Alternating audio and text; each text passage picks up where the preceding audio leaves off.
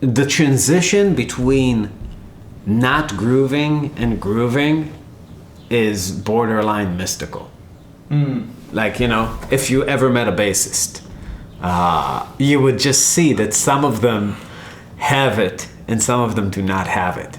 You know what I mean? And it's like, it gets desperate when you're trying to teach your bassist how to groove. It's like, oh shit, like maybe he's playing the wrong notes, so you show him the notes. It's like, oh, maybe he's playing the wrong rhythm, so you show him the rhythm. It's like, oh, maybe his articulation's weird, so you show him the articulation. It's just like, I need to get this motherfucker on ayahuasca. He needs to meet the devil, right? It's like, you need to push that reset button hard. I think that's what people call talent at an early age. It's sort of like the ability to make things sound good, to just understand the aesthetic. And, you know, with classical music, it's a different kind of skill. You know, people call it like interpreting or whatever, because these motherfuckers just don't groove. You know, like you listen to Glenn Gould and stuff, he's like a groovy player. You know what I mean? That's like Bach meets, like, I don't know, it's like some drummer I was thinking of, like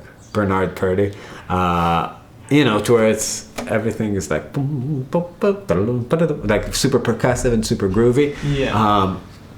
But for the most part, they have like a more circular groove. So you just kind of think about that like pretty playing.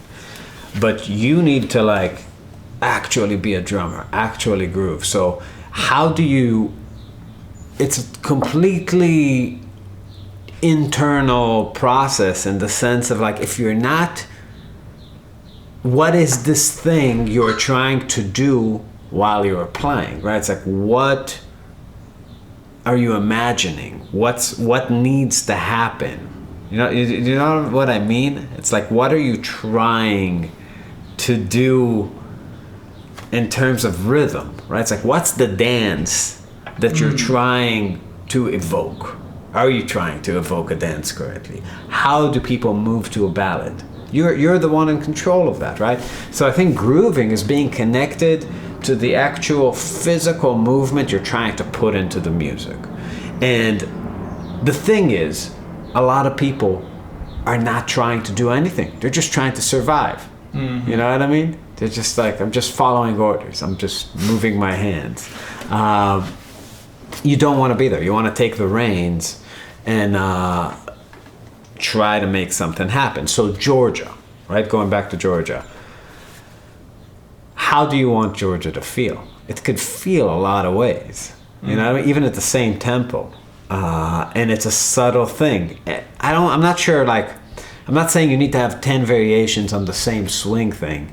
It's more like you need to have that one get deeper and deeper and deeper, right? It's not like you're learning different feels. You're just trying to make your swing feel, those quarter notes, feel as, like, I don't want to say groovy to describe groovy. We need like a different word to describe it. Like, understand the dance that goes along with that version of, you know, of Georgia.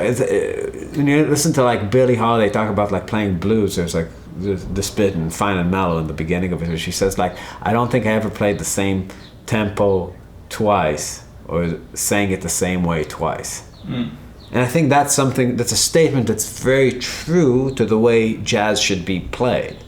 Like, when people say make it feel a bunch of ways, I think the modern interpretation, because we all celebrate versatility, is like, I need to have 15 ways. Like, upstroke on the end of 2, upstroke not on the end of 2. And then I'll be safe. Yeah. No one can ever hurt me. Yeah, it's exactly that. Then nobody will criticize me and all my professors will think I'm great. Yeah.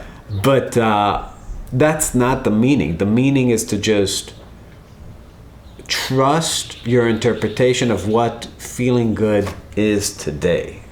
You know what I mean? Like, it's funny, like, I keep having this thought lately about playing guitar, that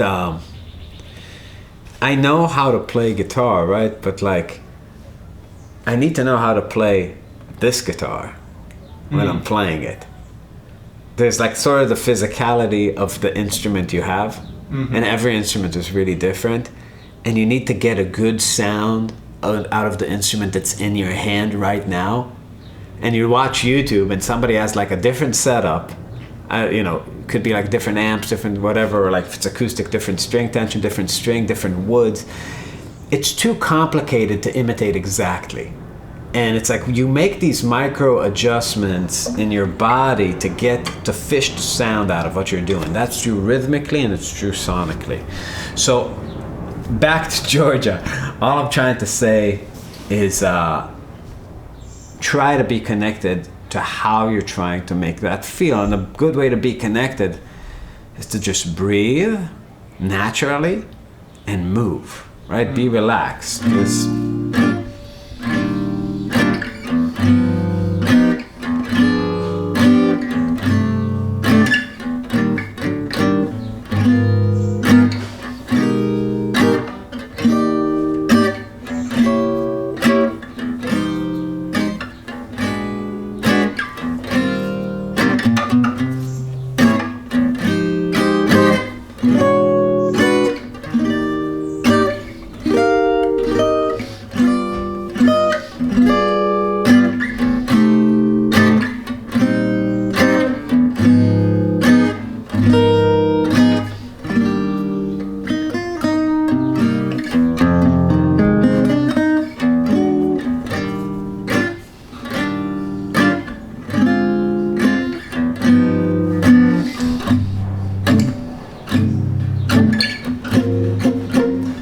Sometimes in ballads I actually palm mute like this to get a different texture. Here.